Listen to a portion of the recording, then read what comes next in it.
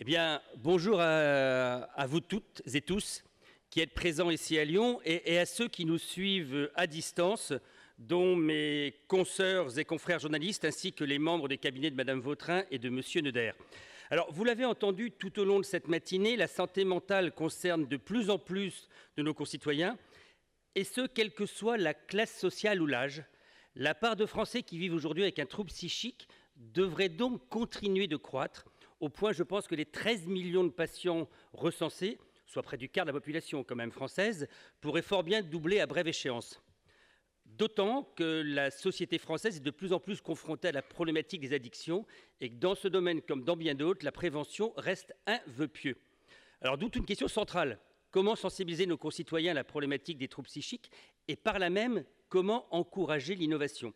En clair, comment favoriser toutes les initiatives dans les domaines de la prévention comme du diagnostic afin de permettre au plus grand nombre de bénéficier d'une information pertinente et à même de lui donner des clés pour comprendre au mieux ces pathologies?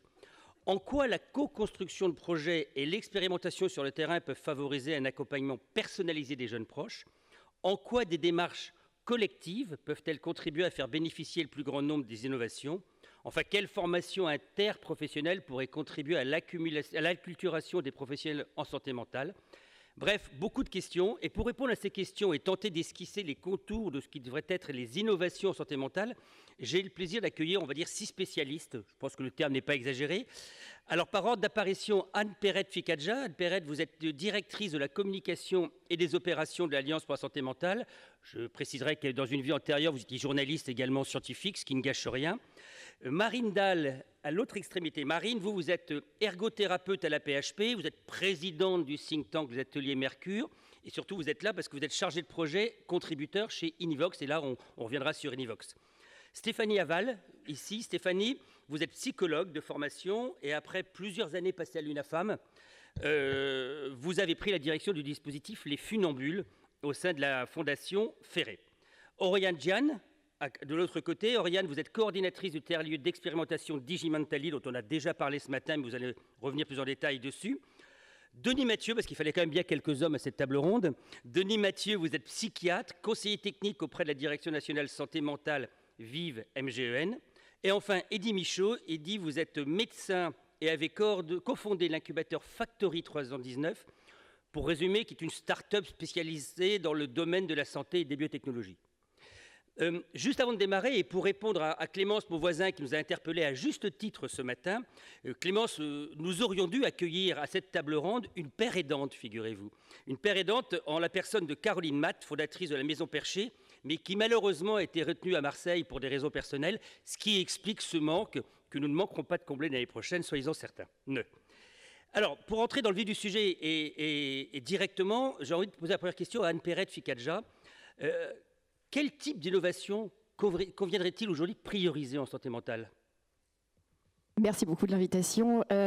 Alors, prioriser les innovations, c'est très compliqué parce qu'en fait, elles fonctionnent plutôt ensemble sur plusieurs domaines. Tout d'abord, peut-être un mot de contexte en fait sur la santé mentale et la psychiatrie qui occupe aujourd'hui pas mal le terrain. C'est-à-dire quand j'entends par terrain le terrain médiatique, le terrain sociétal, le terrain politique et évidemment la labellisation de la grande cause nationale 2025 en est le témoin, je crois. Donc dans ce contexte-là, avec un regain d'intérêt, disons voilà, plutôt général pour le sujet. Il y a plusieurs types d'innovation. On peut parler bien sûr d'innovation technologique, il en a été plusieurs fois question ce matin. Évidemment, l'innovation technologique avec, on l'a évoqué tout à l'heure assez brièvement, le grand défi France 2030 sur les dispositifs médicaux numériques en santé mentale, par exemple. On peut parler de pas mal d'innovations technologiques aussi avec des applications qui sont très nombreuses aujourd'hui. Alors évidemment, très nombreuses, tellement nombreuses que parfois on en a une lisibilité un petit peu rendue un peu complexe. J'ai quelques exemples en tête, on y reviendra sans doute tout à l'heure.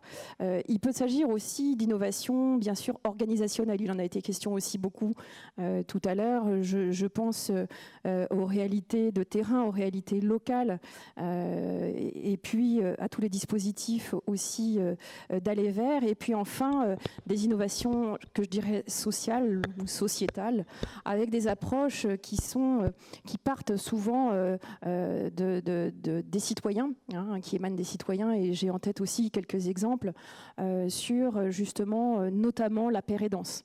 Il en a été beaucoup question tout à l'heure et Clémence, mon voisin, a posé la question. On mène ensemble un certain nombre de projets. Et donc cette innovation citoyenne en santé mentale prend aujourd'hui beaucoup de place et offre aussi à la fois des approches plus originales, ou originales en tout cas dans un panorama qui ne laissait que peu de place à ce type d'innovation avant, et puis donne aussi ce pouvoir d'agir dont on parlait tout à l'heure, c'est-à-dire cette notion d'empowerment, disent les Anglais, qui est quand même capitale. Stéphanie Aval, je l'ai dit en introduction, vous êtes psychologue de formation, donc vous avez l'habitude de recueillir la parole, les témoignages des patients. Alors justement, que peuvent apporter les témoignages des proches de patients souffrant de maladies psychologiques, psychiatriques ? Oui, alors peut-être pour resituer un petit peu le service dans lequel je travaille, les Funambules Falleret. Donc c'est un service de la Fondation Falleret qui accompagne et soutient l'entourage jeune des personnes ayant des troubles psychiques. Donc ce sont des enfants, des adolescents, des jeunes adultes de moins de 30 ans qui grandissent auprès d'un parent, un frère ou une sœur qui vit avec des troubles psychiques. Les témoignages de ces jeunes proches, ils sont précieux, évidemment, puisqu'ils sont extrêmement rares. Ce sont des proches qui ont peu la parole, qui osent peu, effectivement, s'exprimer, à qui on donne aussi peu l'occasion de s'exprimer. Et du coup, j'aimerais peut-être commencer aussi par vous lire un témoignage qu'on a reçu là très récemment sur notre compte Instagram Les Funambules, d'une jeune fille de 20 ans dont le frère effectivement a des troubles psychiques. Donc cette jeune fille nous dit « Depuis peu, je me sens comme submergée avec une angoisse latente, la peur de devenir moi-même malade psychologiquement et de ne plus pouvoir le soutenir et de ne plus réussir à vivre ma vie normalement. » Donc évidemment, ces témoignages comme celui d'Amal, on en reçoit beaucoup au Funambule et ils nous aident finalement à penser un accompagnement qui est adapté à ces jeunes proches. Et donc au Funambule, on a vraiment pensé notre soutien comme un service de prévention secondaire auprès de ce public ciblé finalement, qui n'a pas aujourd'hui de troubles psychiques, mais qui vit au quotidien des facteurs de risque et qui pourrait causer effectivement un mal-être, voire des troubles psychiques plus sévères. Mais en préparant cette table ronde, vous avez dit que la difficulté principale, c'était justement de contribuer à libérer cette parole, à faire en sorte que ses proches puissent parler. Vous avez une technique particulière au sein des Funambules ou en tant que psychologue? Comment vous faites pour libérer la parole? Alors déjà, leur permettre de s'exprimer, c'est avoir connaissance qu'ils existent, ces jeunes proches. Aujourd'hui, on rencontre au Funambule encore beaucoup de professionnels de la psychiatrie, du médico-social, qui nous disent, et de manière, je dois dire, très sincère, très honnête, qu'ils n'ont pas le réflexe de demander à leurs patients s'ils ont des enfants, s'il y a un proche mineur au domicile. Donc c'est déjà effectivement avoir connaissance que ces jeunes existent, reconnaître la particularité de leur vécu. Et puis après, c'est leur offrir un espace d'expression. Ça veut dire aussi aller vers eux, donc utiliser les outils numériques, les réseaux sociaux, les plateformes numériques, les sites internet, leur donner aussi la possibilité de prendre le temps de s'exprimer. Nous, au Funambule, on n'a pas d'orientation sur notification, sur sectorisation. On est ouvert vraiment à tous les jeunes qui peuvent nous contacter sur Insta, par Internet, par téléphone, par mail. Et donc, on leur dit aussi qu'ils ont le temps, finalement, de prendre cette parole-là. On essaye aussi, évidemment, de promouvoir des témoignages, des capsules vidéo, des citations de ces jeunes pour leur signifier qu'ils ne sont pas seuls dans cette situation. Puisqu'aujourd'hui, il n'y a pas de chiffres réellement sur le nombre de jeunes proches grandissant avec un proche ayant des troubles psychiques en France. On estime, en croisant des études sur les jeunes aidants, qu'il y a au moins 145 000 collégiens et lycéens, donc juste pour parler de ces tranches d'âge-là, qui ont un proche ayant des troubles psychiques. Donc c'est aussi rendre visible finalement ces jeunes. Et est-ce que cette libération de la parole, c'est un moyen également d'éviter la stigmatisation ? Oui, bien sûr. Donc, tout comme leurs proches qui ont des troubles psychiques, ces jeunes, ils vivent des phénomènes de stigmatisation, d'auto-stigmatisation. Un grand nombre d'entre eux nous disent qu'ils ne parlent pas de leur situation familiale à l'école, au travail, auprès de leurs amis, auprès de professionnels de santé. Ils ont peur évidemment du jugement, du regard des autres. Ils ont aussi très très peur d'être placés. un grand nombre d'enfants nous disent « je ne veux pas en parler à l'infirmière scolaire car j'ai trop peur finalement d'être enlevée de la garde de mes parents, même quand il n'y a pas de situation de négligence ou de maltraitance ». Anne, comment pour vous, quels moyens faut-il employer également pour lutter contre ce phénomène de stigmatisation, ce risque de stigmatisation ? Alors justement, il y a déjà un phénomène de stigmatisation et d'auto-stigmatisation, hein, Stéphanie en parlait, et ça c'est vraiment tout à fait caractéristique. Chez les personnes qui sont concernées par les troubles psy, on estime à peu près que 1 sur 2 ne parlerait pas, n'ose pas parler. C'est énorme. Enfin, c'est vraiment énorme. Et puis, donc, s'auto-censure finalement. Et puis, quand on est aidant, il y a aussi toutes les représentations sociales qui traversent la société et qu'on connaît tous, hein, fou et faible. Donc, ça, c'est quelque chose qui vraiment est très prégnant encore aujourd'hui, et malgré toutes les évolutions qui ont été faites ces dernières années, à la fois au niveau de la prise en charge, mais aussi des représentations. Donc, essentiellement, il y a quelques leviers, mais essentiellement, évidemment, ne pas prescrire un comportement, de dire t'as fait ça mais t'as mal fait. Je veux dire, ça fonctionne absolument jamais. Mais plutôt rester incitatif et surtout donner accès à des informations fiables. Parce que ça, mieux on comprend, moins on stigmatise et moins on dramatise et moins on mystifie aussi le sujet de la santé mentale et de la psychiatrie. Donc vraiment, arriver à comprendre, connaître, fait partie et l'un des leviers majeurs pour arriver à contribuer, c'est pas l'alpha et l'oméga, mais à contribuer quand même à cette déstigmatisation. Oriane Gian, est-ce que c'est l'un des objets, l'une des raisons d'être du tiers-lieu Digimentaly dont vous vous occupez aujourd'hui, que vous dirigez en quelque sorte? Est-ce que ça contribue justement à libérer la parole, à déstigmatiser entre guillemets? En partie. En partie. Ouais, je crois que c'est parti. Merci. Oui, je dirais en partie, bien sûr, c'est une de nos missions peut-être secondaires, parce que pour rappeler le contexte, les tiers-lieux d'expérimentation, ce sont des dispositifs qui ont été lancés par le gouvernement français dans le cadre de la stratégie d'accélération en santé numérique de France 2030, face au constat en fait, que de nombreuses solutions numériques en santé arrivaient sur le marché sans jamais rencontrer leur public et finalement sans jamais être adoptées dans le quotidien des utilisateurs. Quand on parle d'utilisateurs, ici, ça va être les patients, bien sûr, leurs aidants et puis les professionnels. Donc, le but de ces tiers-lieux d'expérimentation, le but premier, c'est de pouvoir réunir une diversité d'acteurs, donc à la fois des professionnels, des patients, des aidants, les porteurs de projets, bien sûr, mais aussi des chercheurs, des fournisseurs de logiciels. Le but étant de pouvoir expérimenter et tester ces solutions numériques afin de s'assurer qu'elles répondent bien aux besoins et aux attentes des utilisateurs. Et donc, nous, les tiers-lieux d'expérimentation, notre premier rôle, c'est de favoriser l'accès au terrain et de pouvoir jouer ce rôle d'intermédiaire finalement entre les porteurs de projets et le terrain, donc les futurs utilisateurs. Les missions de déstigmatisation, elles interviennent dans le cadre de nos missions, bien sûr, puisque en faisant parler de ces innovations numériques, en impliquant à chaque étape les patients, les professionnels, les aidants, on contribue aussi à libérer la parole, à offrir des espaces de discussion où tout le monde peut exprimer, et vous le comprendrez dans notre méthodologie, nous, la place des patients, des aidants et des professionnels est centrale, et c'est eux qui ont la bonne réponse, on les appelle nos experts d'usage. Est-ce que justement ce savoir-faire, il tient au fait, parce qu'on l'a beaucoup rappelé ce matin, sur la nécessité d'avoir des équipes pluriprofessionnelles, interdisciplinaires, est-ce que ça tient au fait que vos fondateurs viennent de 3 secteurs différents? D'ailleurs, peut-être que vous pourriez nous rappeler qui sont les fondateurs du Digimentaly. Oui, donc Digimentaly est né en mars 2023 de la collaboration entre des acteurs sanitaires et médico-sociaux de la métropole de Lyon, donc à savoir le Vinatier, Psychiatrie universitaire Lyon Métropole, qui est le 2e établissement public de santé mentale en France, également la Fondation ARHM, qui intervient à la fois dans les domaines du handicap et de la santé mentale, et ce qui est très important, c'est à travers à la fois des établissements sanitaires et médico-sociaux. Et enfin, l'ADAPI 69, qui est une association de familles qui intervient dans les domaines du handicap psychique, mental, de l'autisme ou du polyhandicap à travers une 60aine d'établissements médico-sociaux. Et en fait, la force de notre consortium, vous le voyez, c'est de pouvoir couvrir l'ensemble du parcours en santé mentale. Et je tiens aussi à préciser que chaque membre du consortium dispose d'une expertise dans le domaine de l'innovation, puisque c'est l'objet de la table ronde, et que chacun de ces membres du consortium est doté d'un Living Lab, et ce sont ces Living Labs qui accompagnent les projets numériques qui rejoignent Digimentaly. Alors justement, développons sur le Living Lab. Ça consiste en quoi un Living Lab concrètement? Alors concrètement, un Living Lab, c'est un lieu physique qui va permettre l'accompagnement de projets innovants.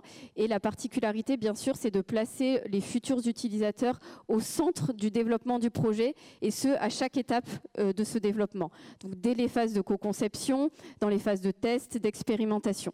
Et donc nous avons la chance de compter 3 Living Labs au sein de notre consortium. Et ce sont ces 3 Living Labs qui accompagnent la pluralité de projets numériques qui rejoignent Digimentaly.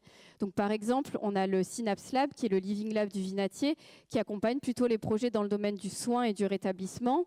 Le M-Lab Santé Mentale, qui accompagne, donc de la Fondation ARHM, qui accompagne les projets dans le domaine de la prévention et de l'inclusion sociale. Et enfin, on a l'Espace Collab pour l'ADAPI 69, qui accompagne les projets qui participent à l'inclusion des personnes en situation de handicap. Ça veut dire que ce sont des vrais projets qui sont testés dans la vraie vie? Dans la vraie vie, pour savoir si effectivement ce sera adopté et utile dans la vraie vie. Et pour bien que vous situiez aussi ces Living Labs, nous on les a positionnés au plus proche du terrain.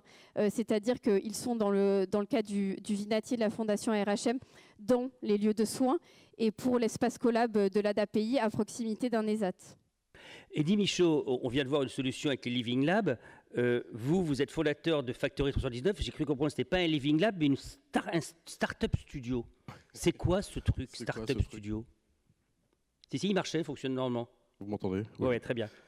C'est quoi ce truc? Je vais vous répondre dans quelques instants. Je voulais juste peut-être rebondir très rapidement sur ce qui a été dit à l'instant et qui me semble très important. C'est collez bien le micro, de rappeler finalement que le trouble psychique, c'est quelque chose qui évolue souvent à bas bruit et qui, lorsqu'il se manifeste, peut se manifester de manière extrêmement rapide, violente, qui prend un petit peu de cours, que ce soit la personne concernée, que ce soit aussi l'environnement familial, proche, et qui me semble important aussi que collectivement, on puisse aussi repenser peut-être à la façon dont on communique sur toutes ces initiatives. C'est une partie de la question qui est posée, de savoir comment on peut communiquer, avoir des relais dans notre écosystème sur finalement toutes ces innovations, qu'elles soient organisationnelles, numériques, peu importe, mais en fait pour aussi préparer les proches ou les personnes concernées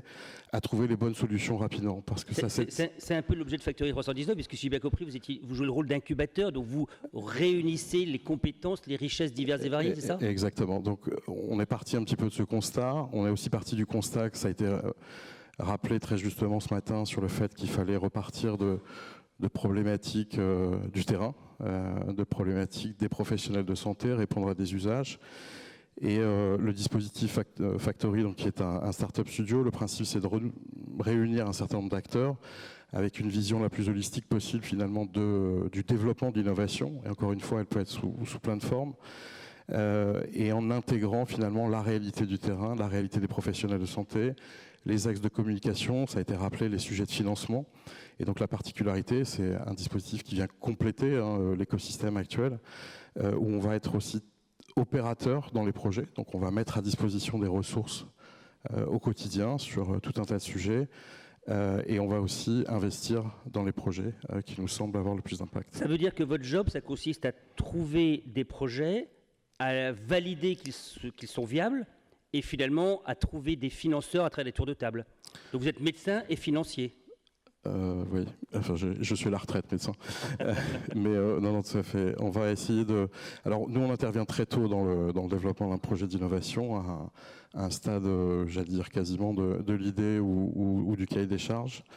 Et on va effectivement jouer un peu le rôle de dérisquer le projet, parce qu'on va, comme je le disais, avoir cette vision un petit peu plus globale et être en capacité aussi d'investir. C'est aussi notre rôle dans les premiers jalons, qui sont toujours les jalons un petit peu compliqués pour trouver les investissements, et donc dérisquer aussi pour les investisseurs, pour les partenaires qui vont ensuite intervenir sur ce projet. Vous m'avez dit en préparant cette table ronde que vous n'étiez pas spécialiste de la santé mentale, vous brassez beaucoup plus large, mais la santé mentale quand même fait partie de votre domaine de compétences.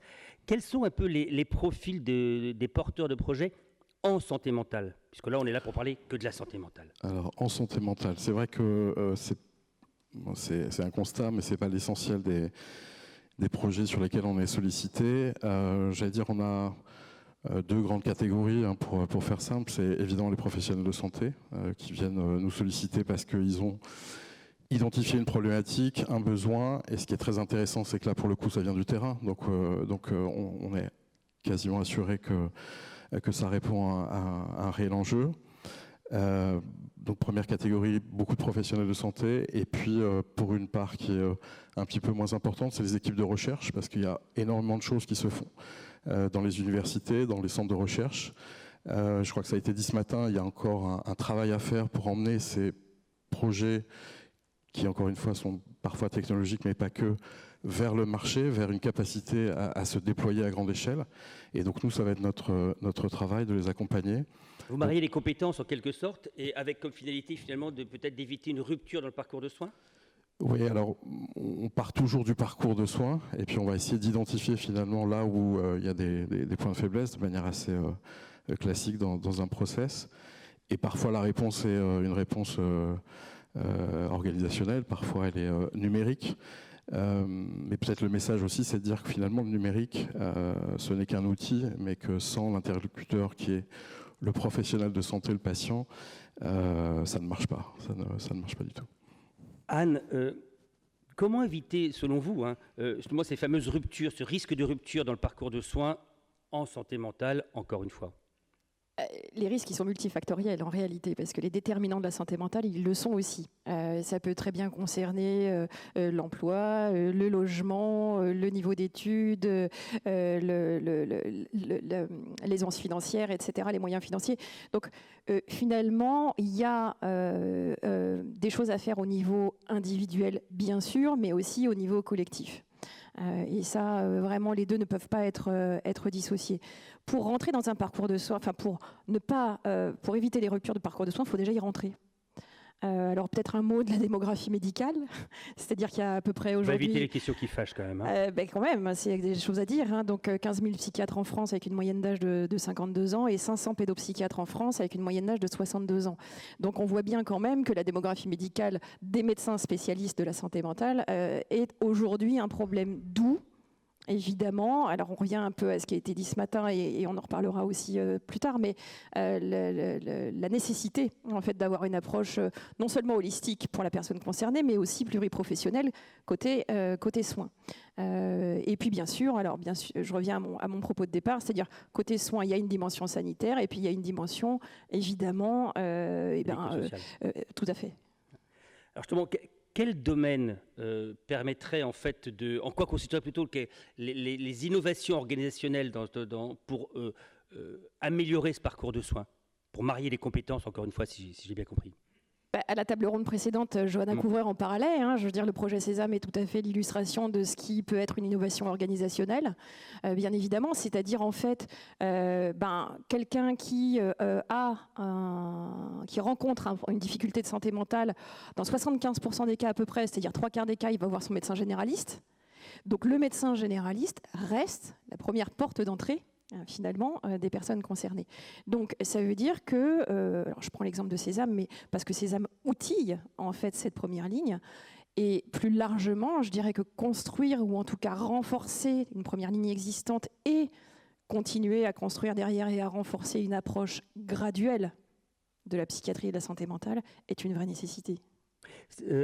Stéphanie vient d'insister sur l'intérêt également de partir du terrain. Vous-même, vous avez souligné au sein de votre incubateur, on va l'appeler comme ça, pardonnez-moi, la nécessité de partir du terrain en santé mentale. Concrètement, ça se traduit comment chez Factory 319 ? Oui, c'est fondamental, c'est effectivement de partir du terrain. Pourquoi ? Parce qu'on s'est aperçu, mais c'est un constat partagé, qu'il y avait 80% des initiatives qui ne répondaient absolument aucun besoin, aucun sujet. Donc il y avait pas de futur, ça c'est sûr. Nous concrètement, ça se traduit par le fait qu'on va aller travailler sur le terrain avec les équipes médico-soignantes, avec les professionnels, les patients. On s'enferme, on essaye de trouver du temps, ce qui n'est pas simple. Et puis on va travailler pour exprimer leurs besoins, formaliser, travailler sur les parcours de soins, identifier les points de faiblesse. Et ensuite, une fois qu'on a un petit peu designé tout ça, ensuite voir concrètement quelles solutions on va pouvoir mettre en œuvre. Stéphanie a souligné l'importance du médico-social dans le domaine de la santé mentale. Est-ce que dans les projets que vous portez ou dans les projets qu'on vous apporte, il y a justement une approche médico-sociale également ? Pas assez à mon goût. Pas assez. Pas assez, mais non, pas assez, ouais. Mais vous y travaillez. Oui, ça fait partie de toute façon du parcours. On ne peut pas avoir une vision. Donc ici, s'il y a des porteurs de projets en médico-social, ils ont un porte interlocuteur, d'entrée. c'est ça ? Voilà, c'est ça exactement. Stéphanie, tout à l'heure, vous avez souligné également la problématique, puisqu'on est sur le médico-social, on y revient un petit peu, la problématique pour les proches des malades, des patients. Souvent, ça a pour conséquence pour ces proches une destruction du lien familial. Donc, vous vous attachez, on est sur l'approche médico-sociale encore une fois, à le restaurer ce lien. Mais concrètement, comment est-ce qu'on peut y arriver ? Oui, alors au Funambule, on va vraiment travailler effectivement le lien familial en resituant l'enfant dans une posture de frère, de sœur, d'enfant.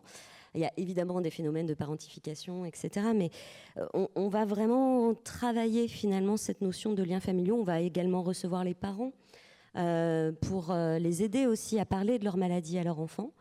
Et alors, on a effectué une mesure d'impact là, en 2024 au sein du service. Et cette mesure d'impact a montré qu'en aidant le jeune proche à mieux comprendre la maladie de son proche malade, tu parlais effectivement d'informer aussi sur la maladie psychique. Les familles et notamment les jeunes proches ont besoin aussi d'avoir une connaissance sur ces troubles, sur les symptômes. Eh bien, l'accompagnement et une meilleure compréhension de la maladie par ces jeunes proches démontre une amélioration des liens familiaux. Ces jeunes, ils vont comprendre effectivement que leur proche peut rechuter, que leur proche ne se définit pas uniquement aussi par la maladie psychique, que c'est aussi un individu à part entière. Et puis, ils vont aussi comprendre qu'il y a un rétablissement possible. On travaille aussi cette notion de rétablissement avec les jeunes proches. C'est-à-dire que, si je traduis bien, vous les aidez à mettre des mots sur les émotions en quelque sorte, c'est ça ? C'est tout à fait ça. Alors pour ça, on a tout un tas d'outils, des jeux, j'ai retenu du parce dessin. Que c'est une formule que vous avez dit pendant la préparation. Ça fait chic de la placer maintenant. Hein. Mais plus sérieusement, comment est-ce que vous vous employez à les aider à identifier leurs besoins ? Alors, les jeunes, évidemment, n'ont pas forcément les mêmes besoins en fonction de leur âge, de leur stade de développement, de leur place dans la famille, de leur proximité avec la personne qui a des troubles psychiques. On va partir aussi de ce que le jeune ressent, de ce qui peut nous amener. On ne va jamais aller au-devant, finalement, des informations ou du ressenti qui peut nous exprimer. Les besoins qu'on a pu identifier avec notre expérience maintenant depuis 6 ans, c'est un besoin de sécurité de la part de ses enfants, de se sentir en sécurité, mais de savoir aussi que son proche est pris en charge. C'est un besoin qu'ils expriment, un besoin effectivement d'information, de mieux connaître la maladie de leurs proches, et puis un besoin de perspective. Ce sont aussi des jeunes qui viennent chez nous et on les accompagne finalement à se projeter dans un avenir possible. Ces jeunes, ils ne voient pas plus loin finalement que l'heure d'après ou le jour d'après. Donc on va aussi les aider à travailler, à se projeter dans l'avenir, à avoir des projets pour eux-mêmes, à se recentrer sur leurs propres besoins, qui n'est pas toujours celui de leurs proches malades ou du reste de la famille. Donc on va vraiment travailler à se recentrer sur eux en tant qu'individus et sur le retentissement des troubles psychiques de leurs proches, sur leur développement cognitif, social, émotionnel, affectif, etc. Denis Mathieu, on a commencé déjà à brasser assez large, je pense que vous l'accorderez. Il y a comme un pan qui nous manque aujourd'hui, c'est celui du monde du travail. J'ai dit en introduction, vous êtes psychiatre, vous travaillez au sein de Vive MGEN, et je crois que vous vous attachez justement à allier le soin et le monde du travail, en quelque sorte pour apporter une réponse au risque d'arrêt de travail. Autre. En quoi ça consiste cette expérimentation chez Vive MGEN ? Alors oui, juste dans notre groupe, nous avons une partie mutuelle qui s'attache aux entreprises. Donc on a une vraie observation de la répercussion des troubles psychiques sur le monde du travail. On est tous d'accord pour dire qu'au bout de 18 mois, une personne qui n'a pas repris son emploi après un trouble psychique a de fortes chances de ne jamais le reprendre. Donc c'est un vrai enjeu, c'est-à-dire de prendre en charge les gens beaucoup plus rapidement que ce qui se passe. On a un souci actuellement dans notre pays, c'est que soit les gens sont en arrêt de travail pour maladie, soit ils sont en emploi. On ne peut pas être dans les deux. C'est très compliqué d'être dans les deux. On connaît tous le mi-temps thérapeutique, qui est un temps variable. Mais quand on est en mi-temps thérapeutique, on n'a pas de soins, en fait. On est simplement dans son travail avec un temps réduit, à peu près sur les mêmes tâches. Donc, en fait, l'idée, c'est comment on va pouvoir apporter des soins à des personnes qui en ont besoin et qui ont besoin de reprendre le travail rapidement pour ne pas être en rupture. Parce que cette rupture est quelque chose qui va être très, très compliqué. On peut faire un lien entre le travail et la santé mentale au travers du rétablissement. On sait tous que le travail, pour nombre de personnes, est un facteur de bonne santé et de rétablissement. Donc c'est vraiment le travail sur lequel on travaille, nous, dans nos établissements, en particulier celui de Paris. Mais concrètement, en quoi consiste ce dispositif imaginé par Vive avec l'éducation nationale? Parce que c'est votre partenaire principal, puisque c'est la MGEN. Hein. Oui. Alors, en fait, il y a un dispositif qui existe pour tous les employés de l'État, pour tous les fonctionnaires, qu'on appelle les postes adaptés. Alors, les postes adaptés, ce sont des moments dans la vie, c'est variable, à courte durée ou longue durée, donc soit 1 an, soit 3 ans, où là, la personne, en fait, va être en situation d'emploi, mais va être mise en stage pour se soigner. La particularité qu'on a, nous, c'est qu'on va prendre, par exemple, des enseignants, c'est souvent les enseignants, qui sont mis en stage dans notre hôpital de jour pour se soigner. Donc, à la fois, ils vont bénéficier de soins et on va aller vers une reprofessionnalisation.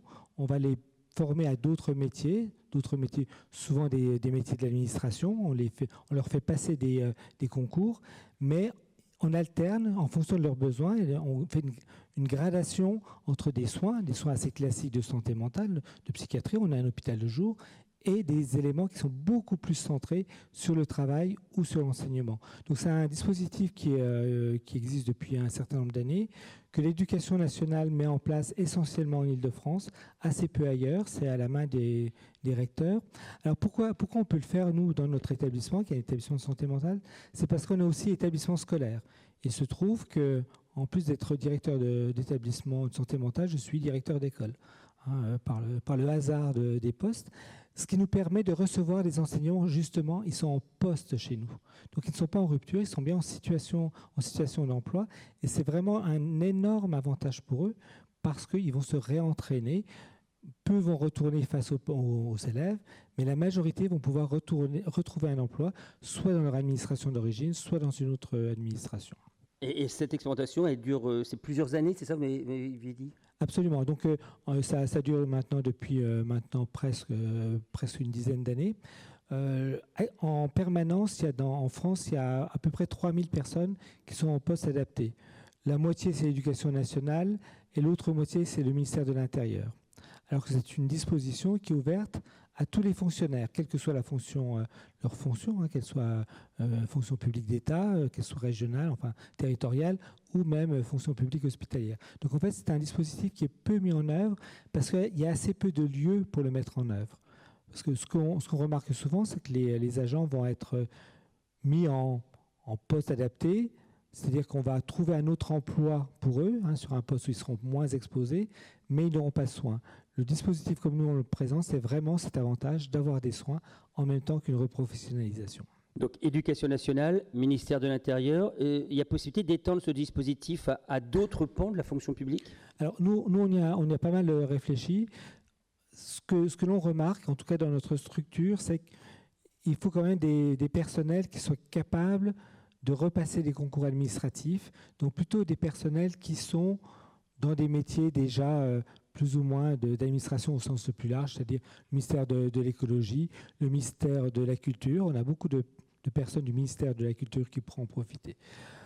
Ce qu'il faudrait imaginer, c'est comment faire pour avoir un système un peu équivalent pour d'autres grands ministères, comme le ministère de l'Intérieur ou le ministère des Armées, parce que là, c'est des gens qui sont plus opérationnels.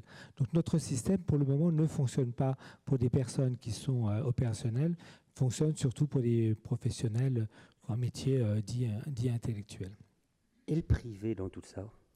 Alors c'est le grand vide, les privés. Alors à travers notre dimension mutuelle, on connaît bien les entreprises privées et toutes nous disent que c'est une vraie difficulté.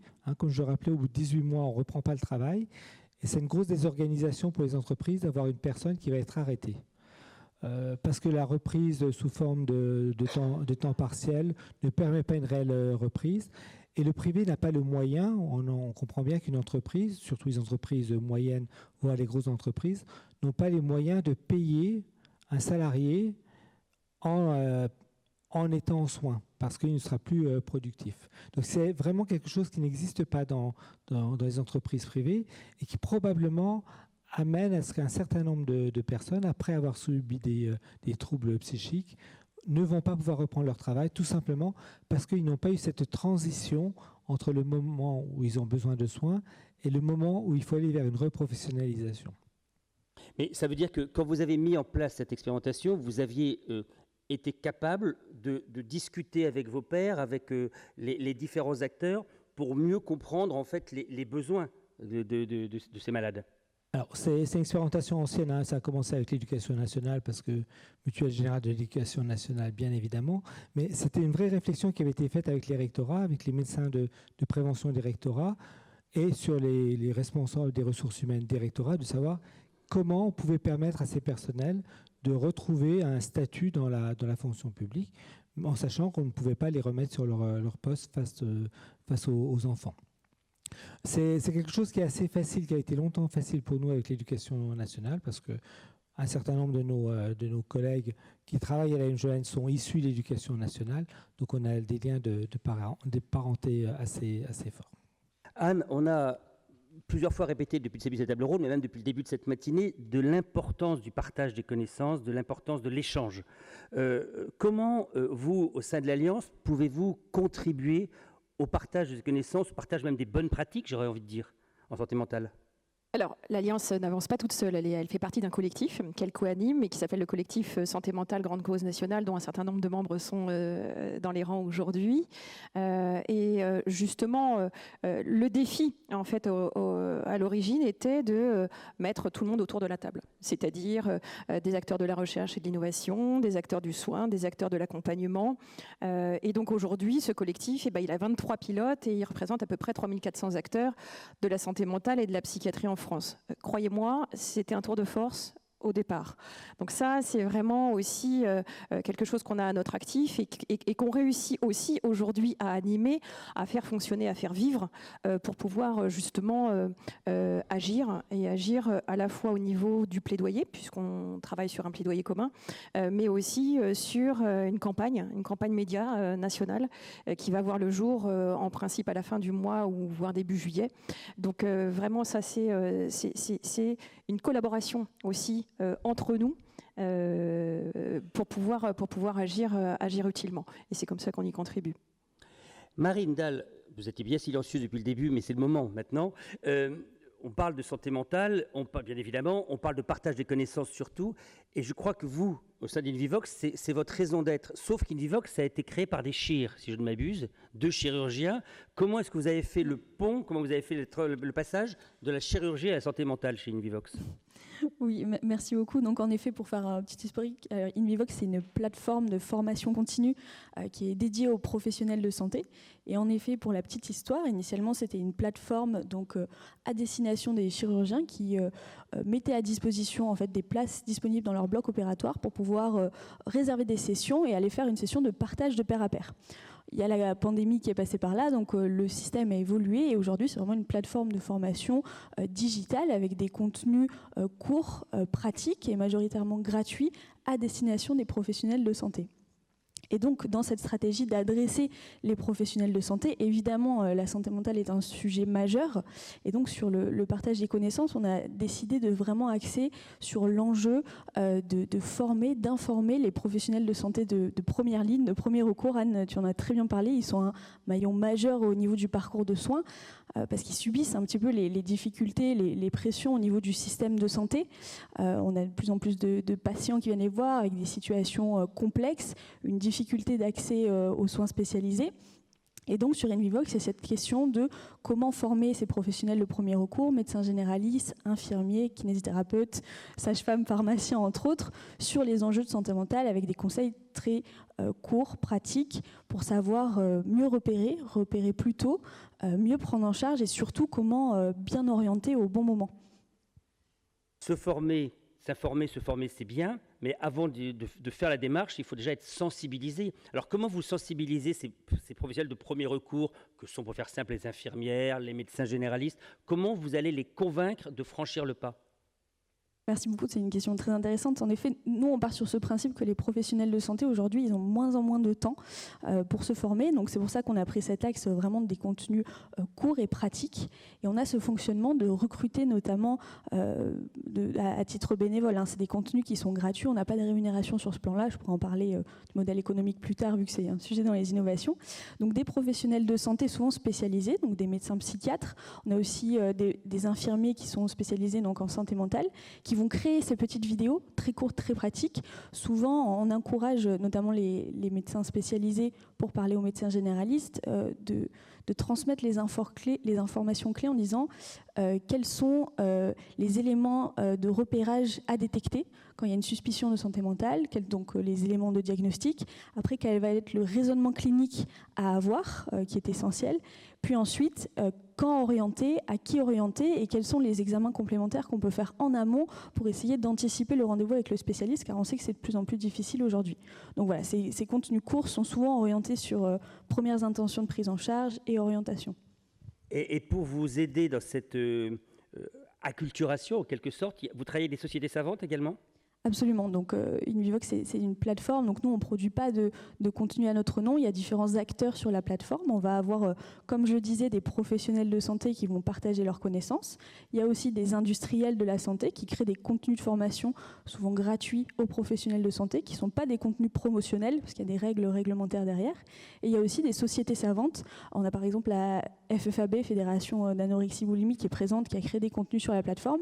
Voilà, donc on a cette diversité d'acteurs qui proposent ces contenus et c'est vraiment réservé aux professionnels de santé. Oui, c'est ça, c'est professionnels de santé, donc ce dont on parlait tout à l'heure, le médico-social, pour l'instant, n'y est pas. Alors pour l'instant, c'est vraiment professionnel de santé. Après, justement, on a cette volonté d'évoluer. On inclut, par exemple, les psychologues. Voilà, petit à petit, il y a aussi... le tout, c'est vraiment de rester dans un aspect...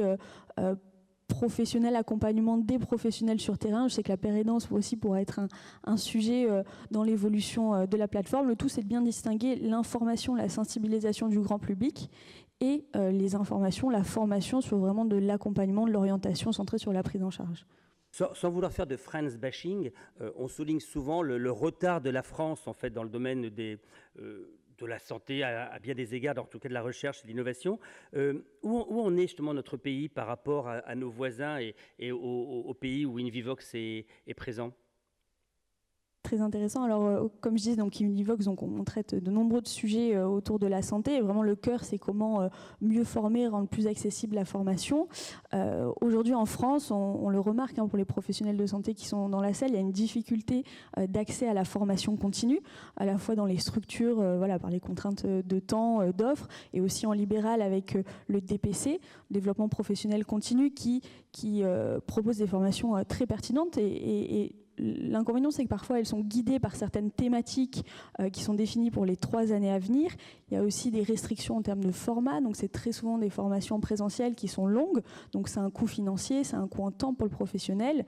Donc, l'idée, c'est de dire comment est-ce qu'aussi on crée des contenus complémentaires qui sont plus courts, plus pratiques pour se former au quotidien. En fait, il y a un concept qui dit le just-in-time learning. Donc, en fait, se former au moment où on en a besoin pour pouvoir après répondre à ses patients.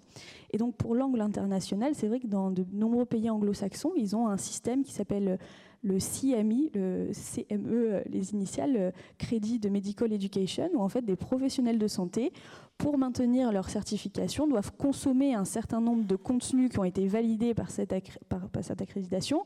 Et ce sont des contenus courts, ce sont des contenus de vidéos de 20 minutes, des podcasts, et qui sont complémentaires à la formation présentielle, absolument. Mais l'État reconnaît cette reconnaissance de formation et l'encourage, le donne accessible gratuitement, remboursé, grâce à ce fonctionnement. Et en France, ce n'est pas encore le cas. Et comme ce n'est pas encore le cas, vous n'êtes pas agréé FPC, formation professionnelle continue, pour les professionnels de santé. Non, le DPC, souvent, ce sont des formations en présentiel, parfois en digital, qui sont proposées par des organismes de formation. Donc nous, on est vraiment complémentaires. C'est une plateforme où vous avez des contenus courts, pratiques et surtout gratuits, donc accessibles n'importe quand et aussi ouverts à de nombreux professionnels. En général, quand on va faire une formation sur les grands principes de prise en charge pour la santé mentale, il y a des infirmiers, des IPA qui vont s'inscrire, mais des kinésithérapeutes, kinésithérapeutes peuvent aussi consulter ces contenus-là parce que, comme on le disait, les professionnels de santé de première ligne, ils reçoivent un grand nombre de patients et il faut qu'ils soient sensibilisés aussi aux éléments clés de repérage et d'orientation. Bien, ça fait à peu près 3/4 d'heure qu'on discute, qu'on a brassé assez large. Il nous reste à peu près une petite demi-heure. Je regarde Vanessa qui me fait les gros yeux, peut-être seulement 20 minutes. Ça nous laisse le temps quand même d'échanger avec la salle. Donc je suis sûr que vous avez des questions qui vous taraudent. Donc c'est le moment ou jamais de les poser.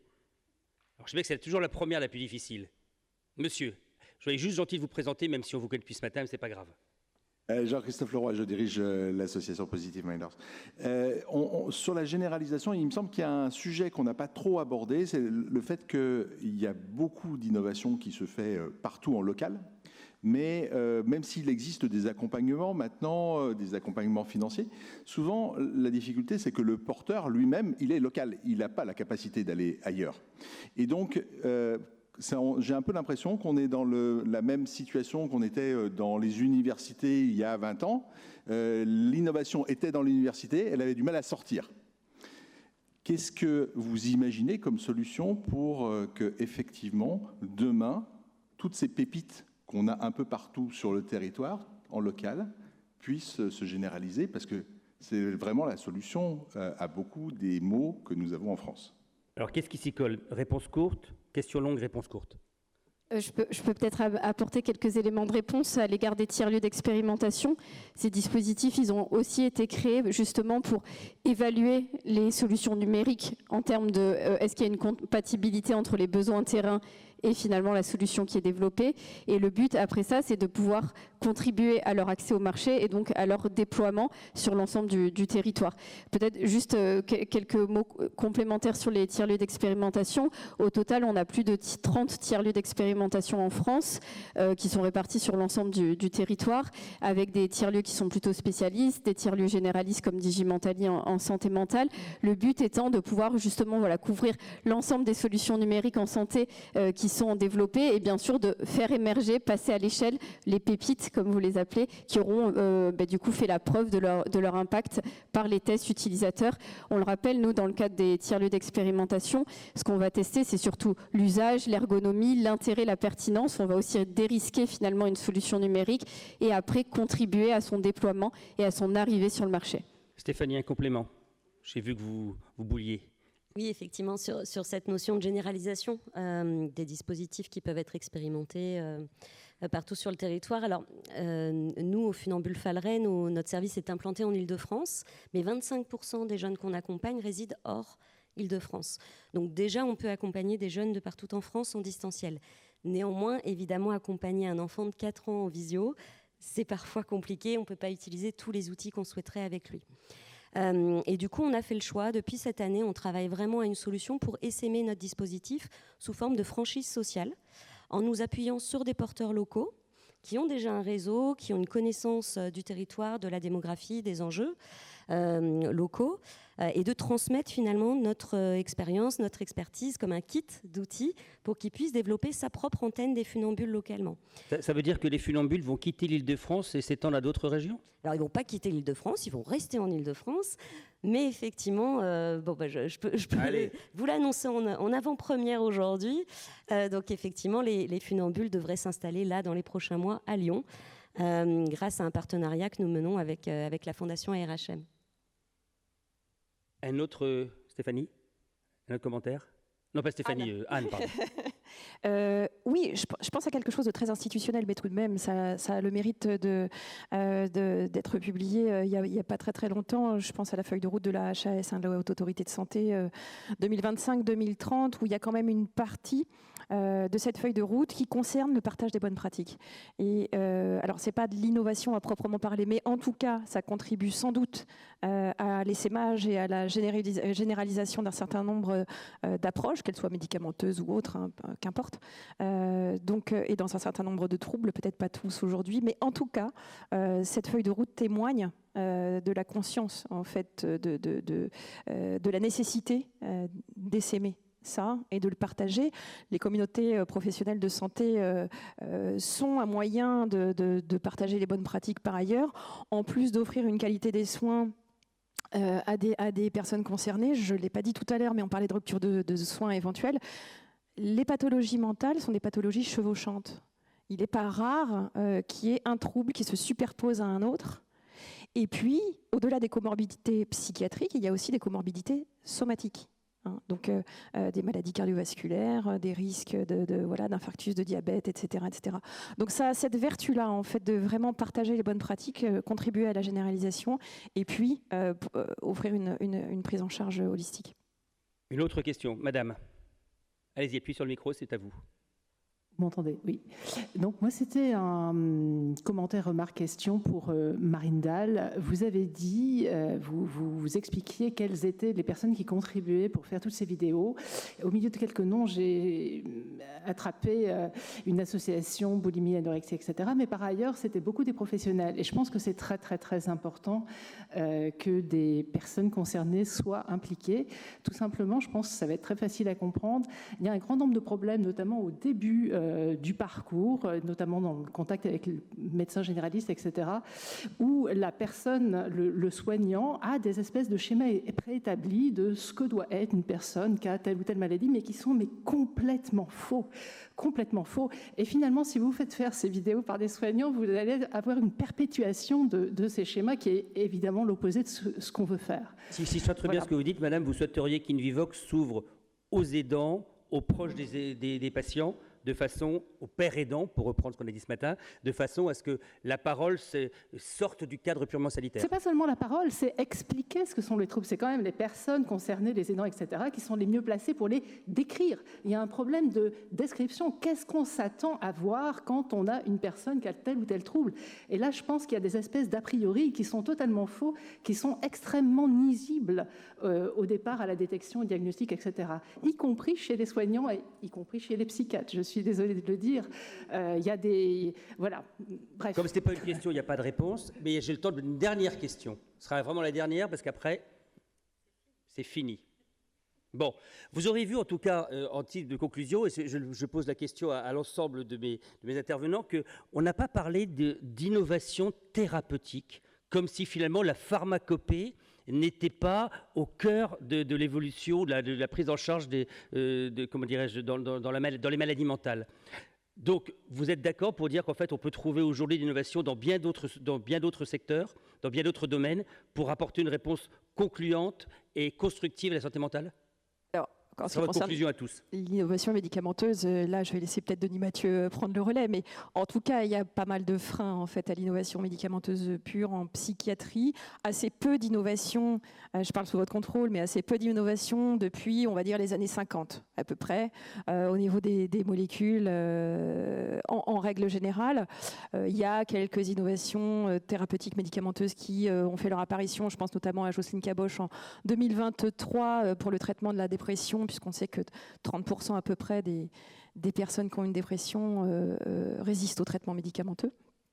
Mais en règle générale, c'est vrai que l'industrie pharmaceutique, sans doute, n'identifie pas son intérêt. Ça tombe bien, je crois qu'il y a quelqu'un du LEM qui va pouvoir vous répondre tout à l'heure. Un mot de conclusion, chacun. Juste pour compléter ce que dit Anne, en fait, le problème, c'est qu'on n'a pas réellement de pharmacologie, de psychopharmacologie qui soit stable en santé mentale. On ne sait pas pourquoi les gens sont malades, en fait. Donc, on fait des suppositions, donc on donne des traitements en fonction de suppositions, ce qui fait que les résultats sont assez moyens. Et puis, rappelez ce qui a été dit tout à l'heure, en santé mentale, les déterminants sont très souvent extérieurs. Et c'est pour ça qu'il faut surtout travailler sur l'extérieur et assez peu sur la personne. On va travailler effectivement sur son entourage, sur le travail, sur son logement, sur son accès à la culture, sur son accès à la société. Et c'est plutôt ça qui va aider la personne. Tout à l'heure, il a été rappelé qu'on cherche le bonheur des personnes. Et c'est pas en fait la normalisation des neurotransmetteurs qui va permettre le bonheur des personnes. Eddy, vous qui êtes un médecin à la retraite, j'ai bien compris. Un mot peut-être de conclusion sur cette question-là? Sur le sujet, je pense qu'on n'est pas sur la même temporalité de toute façon en termes de solutions. Les moyens sont engagés, ne sont pas les mêmes. Donc effectivement, mais je crois qu'on a, juste en conclusion, on a quand même beaucoup de solutions aujourd'hui. Moi, je reprends cette idée de la communication. Tout à l'heure, vous posiez la question de comment on peut le diffuser au plus grand nombre. Ce qu'on voit nous aussi de notre côté, c'est que finalement la communication, la diffusion, c'est souvent aussi le parent pauvre un peu des projets d'innovation. On alloue beaucoup de moyens sur la technologie, sur tout un tas de sujets qui sont et qu'aujourd'hui, peut-être même au niveau de la gouvernance de ces sujets, on peut aussi réfléchir comment mieux allouer ou allouer plus de moyens sur ces sujets de communication. Merci beaucoup. Ce sera donc la conclusion. Je pense que vous pouvez tous les applaudir quand même. Et mesdames et messieurs, je vous invite à regagner l'auditoire, donc vous n'êtes pas libérés encore pour l'instant. Merci encore.